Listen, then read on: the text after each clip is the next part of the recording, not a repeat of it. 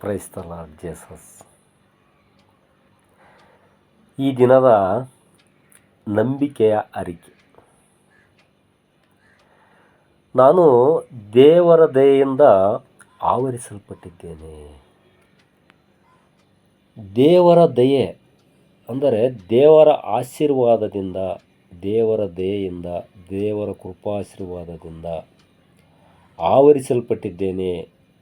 ನನಗೆ ಯಾವಾಗಲೂ ದೇವರ ದಯೆ ಎಲ್ಲ ಕಡೆಯಿಂದಲೂ ಬೆಳಕು, ಈ ಬೆಳಕು ಎಲ್ಲ ಕಡೆಗೆ ಇರುತ್ತೆ. ಅದೇ ರೀತಿ ಆ ದೇವರ ದಯೆನೂ ಅಷ್ಟೇ, ಈ ಒಂದು ಬೆಳಕಿನ ಸ್ವರೂಪದಲ್ಲಿ ಆವರಿಸಲ್ಪಟ್ಟಿದ್ದೇನೆ. ನಾನು ದೇವರ ದಯೆಯಿಂದ ಆವರಿಸಲ್ಪಟ್ಟಿದ್ದೇನೆ.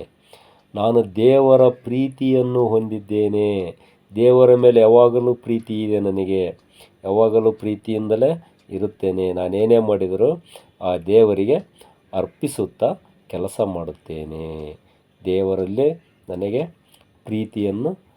ದೇವರು ನಮಗೆ ಪ್ರೀತಿಯನ್ನು ಕೊಟ್ಟಿದ್ದಾನೆ. ಆ ಪ್ರೀತಿಯನ್ನು ನಾವು ದೇವರಲ್ಲಿ ಹೊಂದಿದ್ದೇವೆ.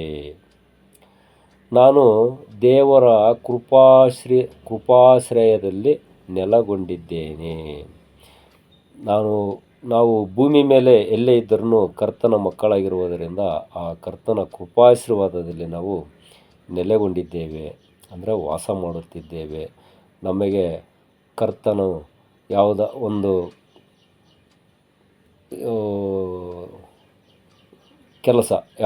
ಒಂದು ಕೆಲಸ, ಉದ್ಯೋಗಂ ಪುರುಷ ಲಕ್ಷಣ, ಯಾವುದಾದ್ರೂ ಒಂದು ಕೆಲಸ ಕರ್ತ ನಮಗೆ ಕೊಡಿಸಿರ್ತಾನೆ. ಆ ಕೆಲಸದ ಮೇಲೆ ನಾವು ಆ ಕರ್ತನ ಒಂದು ಕೃಪಾಶೀರ್ವಾದದಲ್ಲಿ ನೆಲೆಗೊಂಡಿರುತ್ತೇವೆ. ಮತ್ತು ನಮಗೆ ಬರ್ತಕ್ಕಂಥ ಸಮಸ್ಯೆಗಳನ್ನು ಕರ್ತನಲ್ಲಿ ಹೇಳಿ ಸರಿಪಡಿಸಿಕೊಳ್ಳುವ ಒಂದು ಮನೋಭಾವನೆಯನ್ನು ನಾವು ಹೊಂದಿದ್ದೇವೆ. ಆದ್ದರಿಂದ ನಾವು ದೇವರ ಕೃಪಾಶೀರ್ವಾದದಲ್ಲಿ ನೆಲೆಗೊಂಡಿದ್ದೇವೆ ಮತ್ತು ದೇವರ ಪ್ರಸನ್ನತೆಯಲ್ಲಿ ವಾಸಿಸುತ್ತೇನೆ. ದೇವರ ಪ್ರಸನ್ನತೆಯಲ್ಲಿ ವಾಸ ಮಾಡುತ್ತಾ ದೇವರ ಪ್ರೀತಿಯನ್ನು ಹೊಂದಿದ್ದೇನೆ. ನಾನು ದೇವರ ದಯೆಯಿಂದ ಆವರಿಸಲ್ಪಟ್ಟಿದ್ದೇನೆ.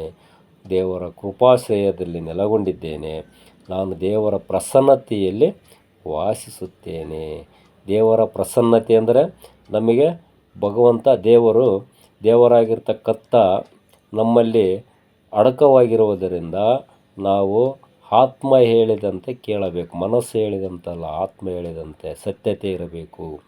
ನಮಗೆ ದೇವರನ್ನು ನೆನೆಸುವುದಕ್ಕೂ ಸಹ ಆಗಬಾರದು ಅನ್ನುವ ಒಂದು ಆ ಸೈತಾನನ ಕೋಟೆಯನ್ನು ನಾವು ಹೊಡೆದುಹಾಕಬೇಕು. ದೇವರನ್ನು ನಾವು ನೆನೆಸಬಾರದೆಂದು ಹಲವಾರು ಅಡ್ಡಿ ಆತಂಕಗಳು ನಮ್ಮ ಕಾರ್ಯಗಳಲ್ಲಿ ಅಡ್ಡ ಬರುತ್ತಿರುತ್ತೇವೆ. ಅವನ್ನೆಲ್ಲ ನಾವು ಹೊಡೆದು ಹಾಕಬೇಕು. ಅದೇ ಆ ಸೈತಾನನ ಕೋಟೆ.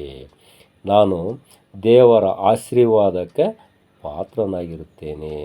ದೇವರ ಆಶೀರ್ವಾದಕ್ಕೆ, ದೇವರ ಒಂದು ವಾಕ್ಯಗಳ ತಿರುಳಿಗೆ ನಾವು ಪಾತ್ರರಾಗಿರುತ್ತೇವೆ.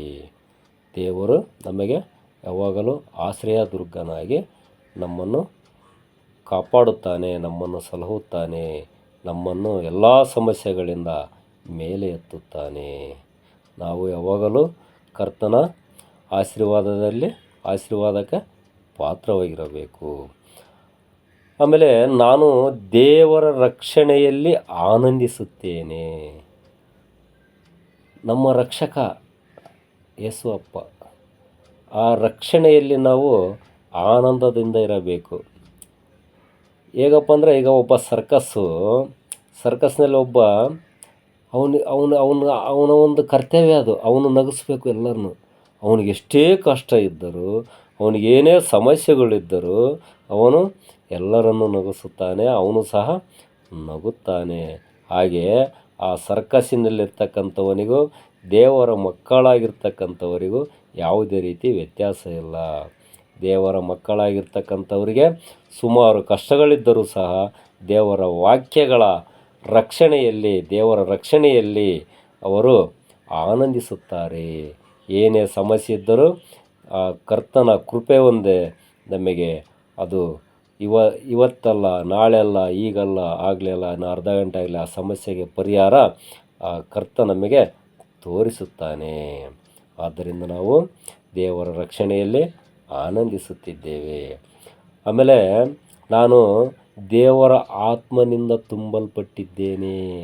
ಅಂದರೆ ಯಾವಾಗಲೂ ದೇವರ ಆತ್ಮ, ಈಗ ನಾವು ಸಂಸಾರಕ್ಕೆ ಹಣ ಬೇಕು, ಹಾಗೆ ನಮ್ಮ ಜೀವನಕ್ಕೆ, ನಮ್ಮ ಸಂಸಾರಕ್ಕೆ ಹೆಂಗೆ ಹಣ ಬೇಕು, ಹಾಗೆಯೇ ನಮ್ಮ ಜ್ಞಾನಕ್ಕೆ, ನಮ್ಮ ಒಂದು ಸಮಸ್ಯೆಗಳನ್ನು ನಿರ್ವಹಣೆ ಮಾಡಿ ನಮ್ಮ ಸಮಸ್ಯೆಗಳನ್ನು ಪರಿಹರಿಸುವುದಕ್ಕೆ, ನಾವು ಸಮಸ್ಯೆಗಳಿಂದ ಹೊರಬರಲಿಕ್ಕೆ ಆ ದೇವರ ಆತ್ಮನಿಂದ ತುಂಬಲ್ಪಟ್ಟಿರಬೇಕು. ಯಾವಾಗಲೂ ಆ ಕರ್ತನ ಒಂದು ಆತ್ಮವನ್ನು ನಾವು ಆತ್ಮದಿಂದ ತುಂಬಲ್ಪಟ್ಟಿರುತ್ತೇವೆ.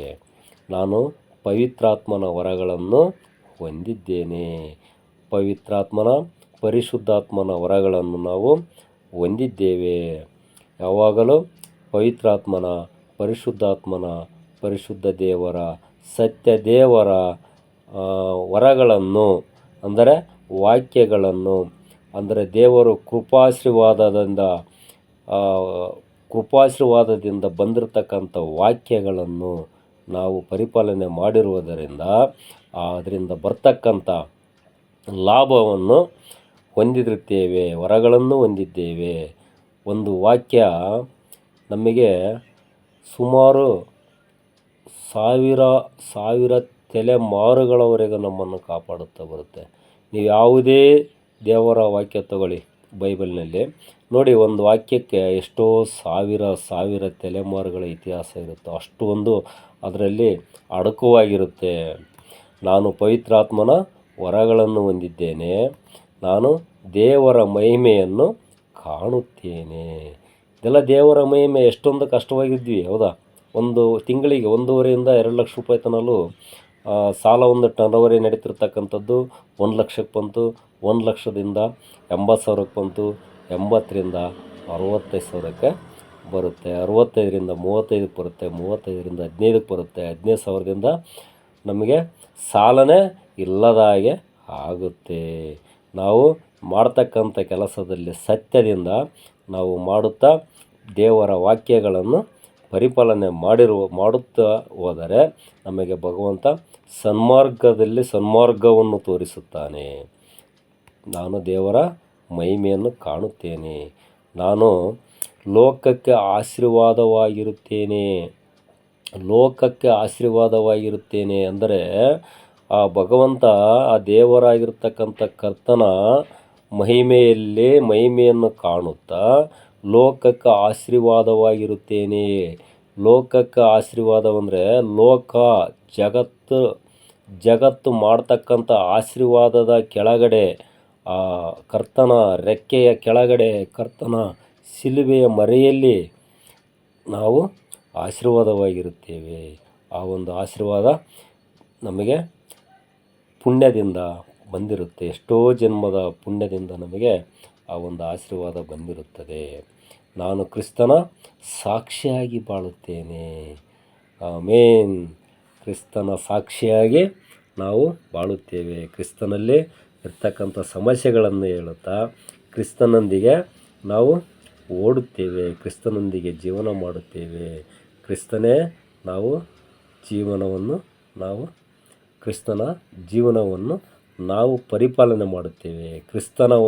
ಕ್ರಿಸ್ತನ ಆಶೀರ್ವಾದದಿಂದ ನಾವು ಆ ನೆರಳಿನಲ್ಲಿ, ಕ್ರಿಸ್ತನ ಅಂಗಳದಲ್ಲಿ ವಾಸ ಮಾಡುತ್ತಾ, ಕ್ರಿಸ್ತನ ವಾಕ್ಯಗಳನ್ನು ಕೇಳುತ್ತಾ, ಆ ವಾಕ್ಯಗಳನ್ನು ಅಳವಡಿಸಿಕೊಳ್ಳುತ್ತಾ, ಆ ಜ್ಞಾನವನ್ನು ಪಡೆಯುತ್ತಾ, ನಮಗೆ ಯಾವ ರೀತಿಯಿಂದಲೂ ಏನೇ ಸಮಸ್ಯೆಗಳಿದ್ದರೂ ಆ ಸಮಸ್ಯೆಗಳನ್ನು ಕರ್ತನಲ್ಲಿ ನಾವು ಹೇಳಿಕೊಂಡರೆ ನಮಗೆ ಎಲ್ಲ ಸಮಸ್ಯೆಗಳಿಂದಲೂ ನಾವು ಹೊರಬರುತ್ತೇವೆ. ಆಮೀನ್. ಹಲ್ಲೆಲೂಯಾ.